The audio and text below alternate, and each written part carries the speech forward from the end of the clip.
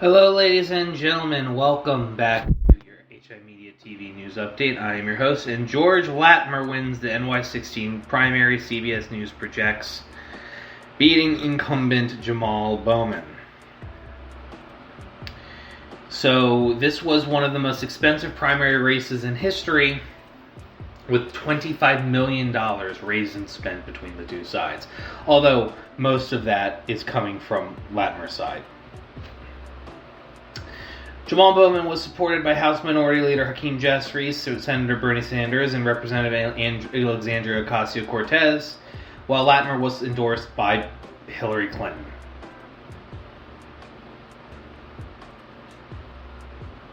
Yeah, so this is the type of stuff we're dealing with here.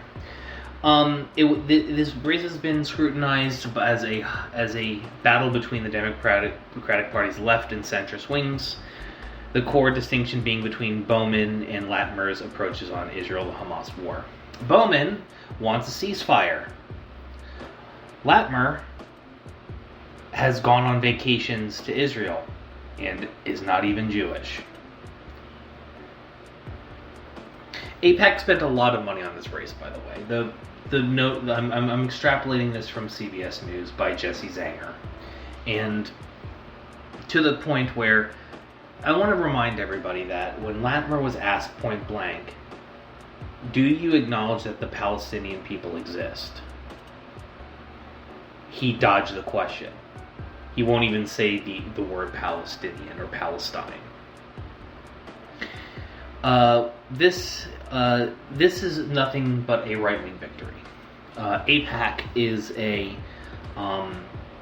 uses Israel as a wedge issue to sort of get right-leaning politicians into places and to push things further right. The fact of the matter is that AIPAC, a lot of right-wing money is funneled in through AIPAC, and it has less to do about supporting, Jewish rights and Jewish interests and Jewish safety in America, and which is all very important as a lobbying term, just because the anti-Semitism is very rampant in this country, but it is more so in supporting the colonialist project of Israel, as well as supporting politicians that in using the premise of Israel as a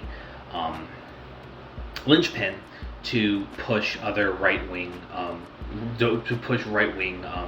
push candidates that are going to do other right-wing favored policies. The same people that are supportive of Israel are the same ones that say that there were Jewish space lasers and all of that shit. So make that make sense. So regardless, at the end of the day, this is a deeply unfortunate, because Latimer is going to probably, due to the amount of support he's gotten from right-wing dark money, not just support the continued genocide of the Palestinian people, which that's the big front runners, but what I'm more concerned about is the fact that Latimer is going to be much more amenable towards the devaluing and not just devaluing, but disempowerment of unions, and he's going to just be another center right goon that wears blue. That's effectively what he's going to be, which is unfortunate. It's deeply sad, and hopefully Bowman will take the next, say, 4 years, the next 2 to 4 years, and will start campaigning now and just catalog every single tiny little thing to keep Latimer out of office. It's deeply unfortunate, and if you want to kind of see the distinction between Latimer and Bowman, just look at the photos of the canvassers and the people canvassing and doing volunteer work for them. So, ladies and gentlemen, thank you so very much for listening. This has been your HIMediaTV news update. I've been your host, Evan from HIMediaTV. If you want to hang out and support the show, please consider joining our community on Discord at discord.gg at himedia.gg/discord. We'd love to have you and hang out, and if you want to talk about today's news, we can do that there for sure. Ladies and gentlemen, thank you so very much for listening. I appreciate your time and your listenership, and I will see you guys next time.